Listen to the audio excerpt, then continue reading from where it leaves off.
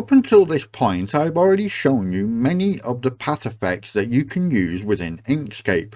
But did you know there is a sub-menu of experimental path effects that you can use too?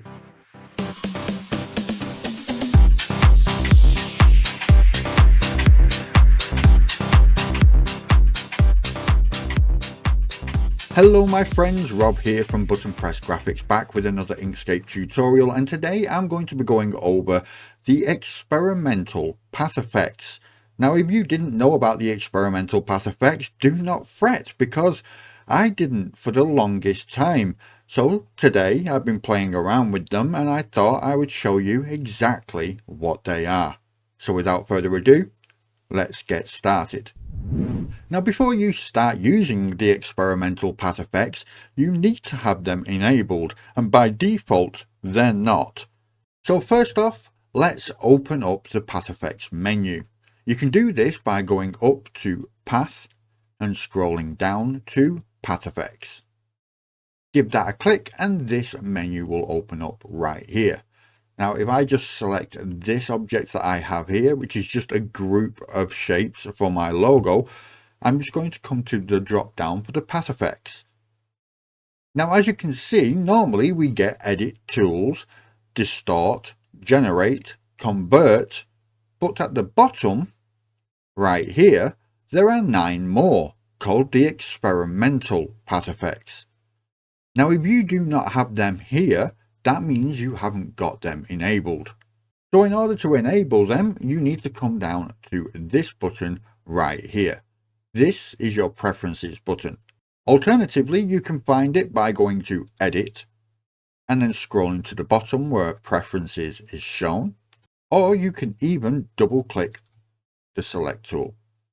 This is going to bring up a menu like this. This is your preferences, or all the settings that you will use within Inkscape. Now if we come to this little search box right here and we put in path effects,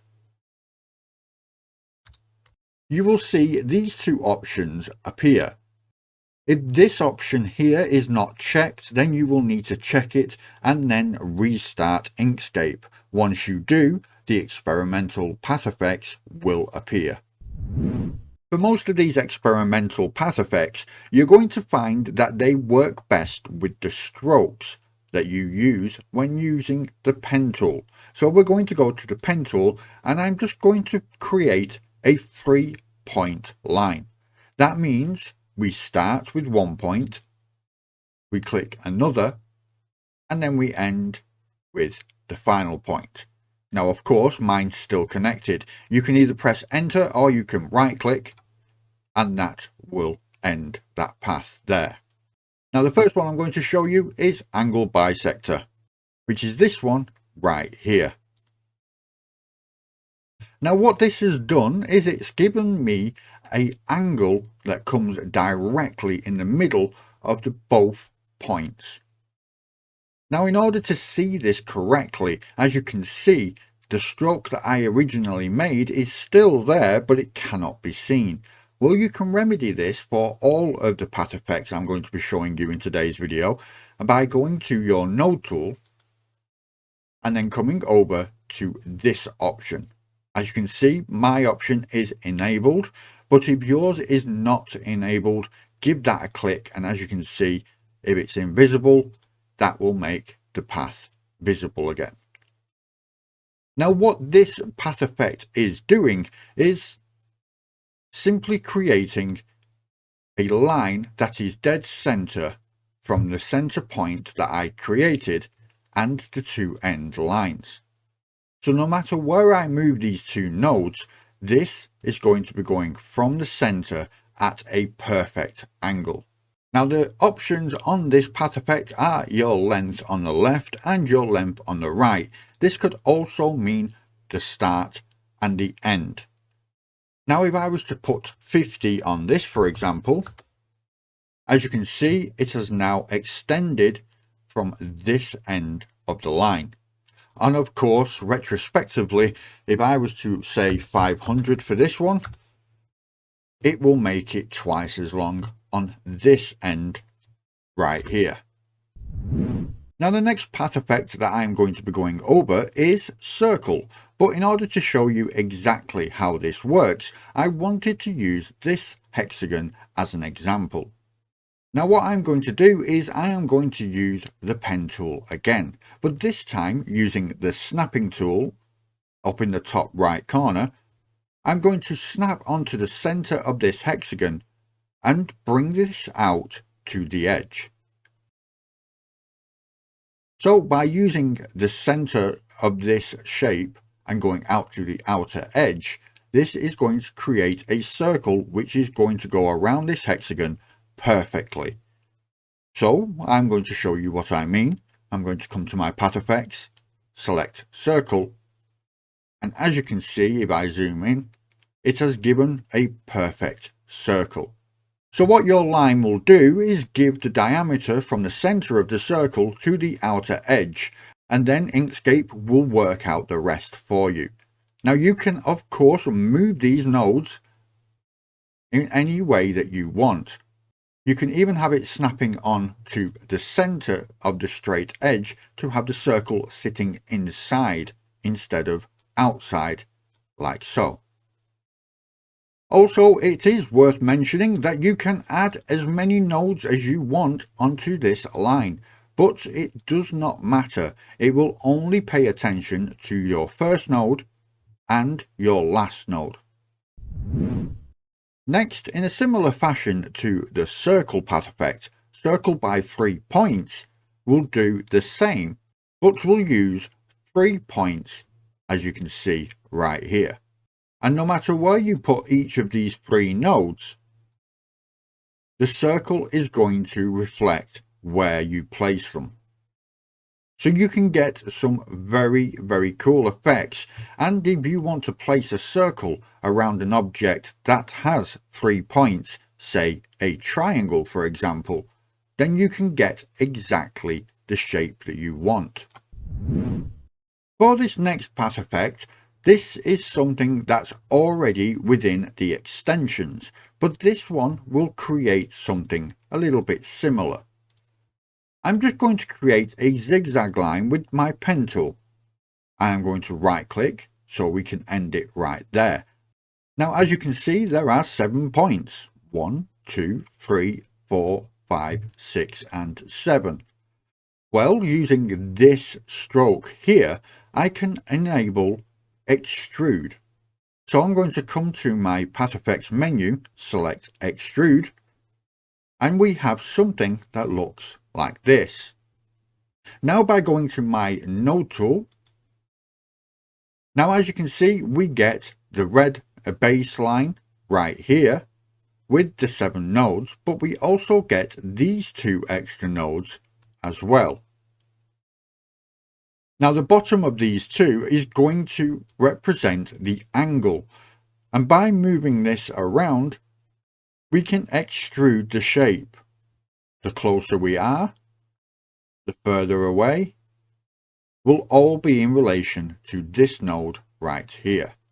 These options are just a representation of these nodes and where they are. So as you can see, when I move and I let go, the options will change, and they will keep changing as I move, like so. Now the next path effect is fill between strokes. Now this works exactly the same way as fill between many. By right clicking on the stroke and selecting copy, we can then select the shape that we want to take the properties from, i.e. this hexagon with the blue fill, and we can give that a click, add fill between strokes onto it, and now when we come up to linked path, we're going to hit this button and it will jump and fill all of the stroke points here. Now of course this is like fill between many, so I'm going to just leave it there and leave a link in the top right corner if you want to go and check out the video that has that path effect in it. But it works in pretty much the same way, except you have more options with fill between many. Our next path effect is line segment. Now when it comes to a line segment, what this is going to do is it's going to give you a line from the first and the last node that you create. So when I come back to my node tool, as you can see, this red line is the original path. And wherever I place these two, you are going to see a line protruding from both of these nodes. So there will always be a line going parallel from these two nodes. Now when it comes to the options within the menu, this is going to relate to the line itself. With open both, this is going to protrude this line longer than where the node is. So at the moment, if you class this as the start point and this as the end point, with both of them open, the line is going to extend past the nodes, as you can see.